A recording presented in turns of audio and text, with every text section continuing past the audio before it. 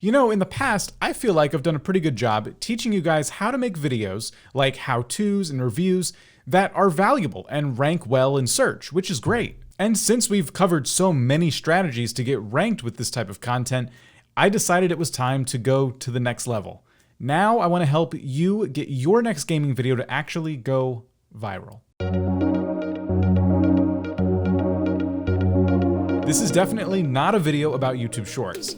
However, I will say, thanks to our obsession over short form content thanks to YouTube Shorts, well, that was the inspiration behind this video. Because I've witnessed countless gaming channels have success with YouTube Shorts with varying degrees. So channels that were getting dozens of views before have started to see hundreds and thousands of views. Channels that were getting thousands of views have jumped up into the hundreds of thousands or even, in some cases, millions of views. There are a few problems with YouTube Shorts though.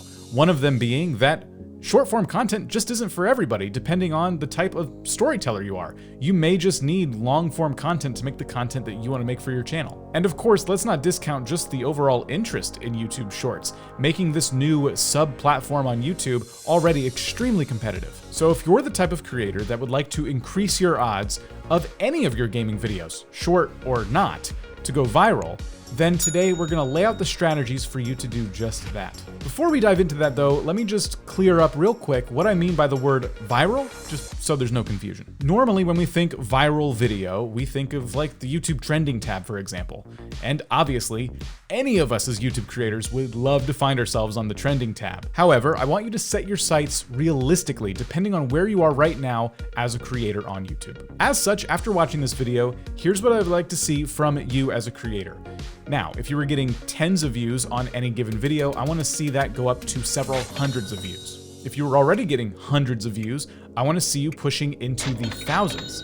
And if you were the type of creator that was getting maybe 1,000 or 2,000 views on any regular video, I want to start pushing you towards the 10,000, 20,000 mark on your regular videos. And I think from there, you kind of get the point. The first thing it's going to take for your next video to blow up is testing.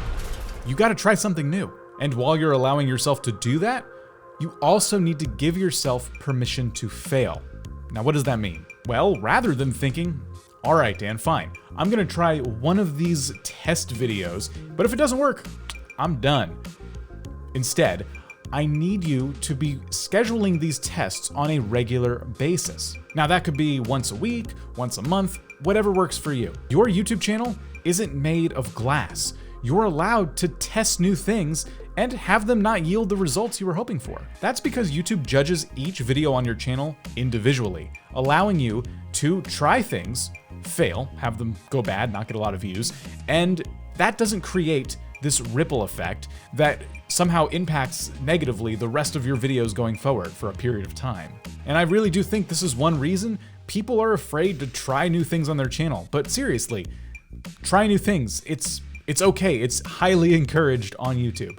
Now, that doesn't mean you shouldn't have a channel focus. If you're playing Minecraft regularly, but the new thing you want to try happens to be Call of Duty, you're going to start pushing away your regular viewers, your returning viewers, and that's going to impact your growth. But if you create a content strategy that is designed to try new things occasionally, and those new things are relatively based in what you would normally talk about on your channel, then your regular viewers will simply be along for the ride, willing to watch, and then offering their feedback along the way. This next tip I have for you for having this next video go viral is gonna be kind of tough for some creators, but these videos need to have some level of intrigue. The reason why this is so tough for so many gaming creators is that a lot of new creators gravitate towards the Let's Play, which is when someone sits down and just provides commentary as they play a game. These videos are casual and fun, and in some cases, depending on how you record them, easy to make.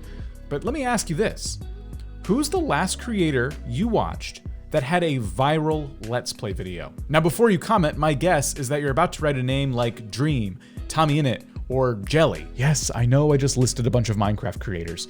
If you didn't know by now that Minecraft was my go-to, I don't know what to tell you. Anyway, if you're a gaming creator who created your channel because you were inspired by somebody of that caliber, then you need to ask yourself, what is it about their videos that makes them so popular? Let's explore Jelly's channel for just a moment. You could look at any of Jelly's videos and probably classify them as Let's Plays, because after all, it is just him playing games with his friends when you simply look on the surface. However, when you dig a little bit deeper, you'll notice that all of these videos create a lot of intrigue. Focusing on some of these Minecraft ones for just a second. Speedboats in Minecraft, speedrunner versus hunters. Minecraft, but creepers beat the game. I opened a casino in Minecraft. 10 new Minecraft tools to get rich. I entered a Minecraft talent show. All of these make you ask yourself, and then what happened? Which is gonna force you to click on the video. And the thumbnails are just fantastic. They're all basically a duplicate of the title of the video without actually using text from the title in the video, meaning they paint a really clear picture. Each one is 15 minutes or less, which means not a big time commitment from the viewer. He's also doing something with the game that a regular Minecraft player would understand, but on a normal day of playing Minecraft would never think to actually do for themselves, leaving you to go, oh man, why didn't I think of that? That sounds like a lot of fun. Jelly simply reinvented the way he plays and records Minecraft for his audience, or any of the games he plays in his channel for that matter. In doing so, not only does he inspire you and me to make our own Minecraft channels, but he inspires millions of people all over the internet who are fans of these games to continue playing them. That's because sometimes games can get a little boring. However, thanks to channels like Jelly's, on the surface it may seem like they're goofing around, but really they're providing the viewers and the fans of these games a ton of value, because now they can play the games a little more and bring these fun antics to their own friends in their own communities. Now, once you have your idea and you start collecting footage for what will become, hopefully, your next very viral hit video, I want you to keep something at the top of mind, and that, my friends, is your editing. Specifically, you need a strong hook at the beginning of this video. If you were to go and watch any of the examples we just looked at, you'll find that the presenter in these videos does a fantastic job of jumping straight into the action, and they only say what needs to be said to bring the viewer up to speed on what's going to happen in the video. This is usually done through very engaging and snappy edits that hold your attention and make it really hard to click away. Then once you have that strong hook, it's even more important to keep that same level of energy throughout the entire video. Let me just put it this way. This video that you're watching right now took kind of a long time to write down because I couldn't stop watching videos from these creators who do such a fantastic job of sucking you in and holding your attention. The content that these creators make is addictive, and a lot of time and thought goes into crafting these videos. Yes, I said crafting on purpose. I'm sorry. And they're designed to keep you at the edge of your seat the entire time. So if your final edit is 35 minutes long, then in that 35 minutes, there better be no dull moments. You need to do everything in your power as the creator to make that 35 minutes fly by, something that Dream in particular is really good at, by the way. If possible, I want you to implement the strategies we've discussed here today in your very next video.